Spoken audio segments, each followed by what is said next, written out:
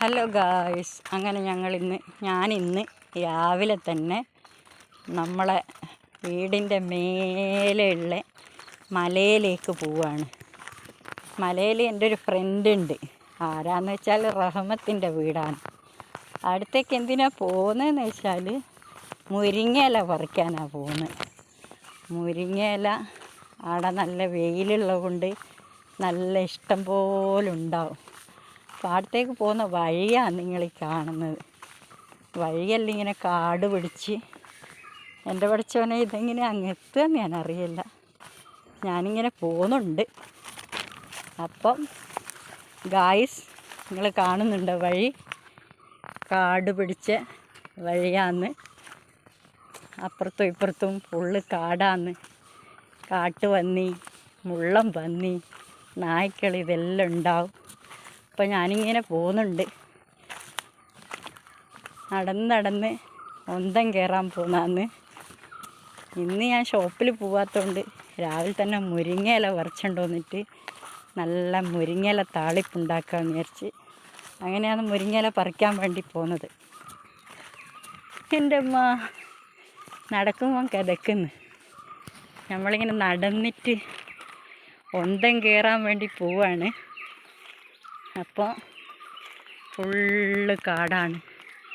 Full കാട് എന്ന് വെച്ചാൽ ഫുള്ള് കാട്. അപ്പോൾ ഇവിടെ മേലെ ഇഷ്ടം പോലെ വീടുകളൊക്കെ ഉണ്ട്. പിന്നെ റഹ്മത്തിൻ്റെ വീട്, ഷെഫീഖിൻ്റെ വീട്, കുഞ്ഞൽമിച്ചാൻ്റെ വീട്, അതിൻ്റെ അപ്പുറം സെറീനാൻ്റെ വീട്. അപ്പോൾ എന്താ പറയുക, വഴിയൊന്നും കാണുന്നില്ല. ഇവിടെ വഴിയെല്ലാം ബ്ലോക്കാന്ന് തോന്നുന്നു. എൻ്റെ പഠിച്ചവനെ ഇതെങ്ങനെയാണ് പോകേണ്ടതെന്ന് എനിക്കെന്നെ മനസ്സിലാകുന്നില്ല. കണ്ടോ നിങ്ങൾ? ഫുള്ള് കാട്. ഇതിൻ്റെ ഉള്ളിൽ കൂടി ഞാനെങ്ങനെ പോകണ്ടേ? അള്ളാൻ്റെ പഠിച്ചവനെ ഡെയിലി തന്നെയാണ് പോകേണ്ടതെന്ന് മനസ്സിലാകുന്നില്ല. അപ്പോൾ ഞാനിങ്ങനെ പോയി ഇവിടെ എത്തിയപ്പോൾ എങ്ങനെ കയറണം എന്ന് മനസ്സിലാണ്ട് ഇങ്ങനെ നിൽക്കുവാണ്. അപ്പം ഞാനിങ്ങനെ പോയിക്കൊണ്ടിരിക്കുന്നുണ്ട്. കാണുന്നത് നിസാറിൻ്റെ വീടാണ്. ഇതിൻ്റെ മേലെയാണ് എൻജിനീയറിങ് കോളേജ്.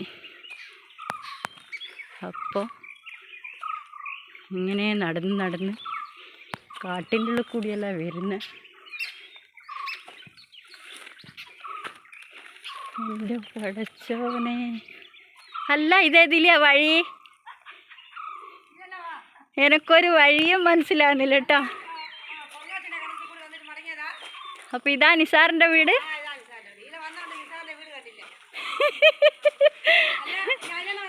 ആ, എനിക്ക് വഴിയൊന്നും മനസ്സിലാകുന്നില്ല. കാട്ടടിയല്ലേ? അപ്പോൾ അങ്ങനെ ഞാനിങ്ങനെ എത്തി നിസാറിൻ്റെ വീടെത്തുവാണ്. അടുത്തത് ഇതാ റഹ്മത്തിൻ്റെ വീട്. അപ്പം കണ്ടില്ലേ, ഇതിൻ്റെ തൊട്ട് മുന്നിൽ ഇങ്ങനെ ഒരു സംഭവമെല്ലാം ഉണ്ട്. Okay bye.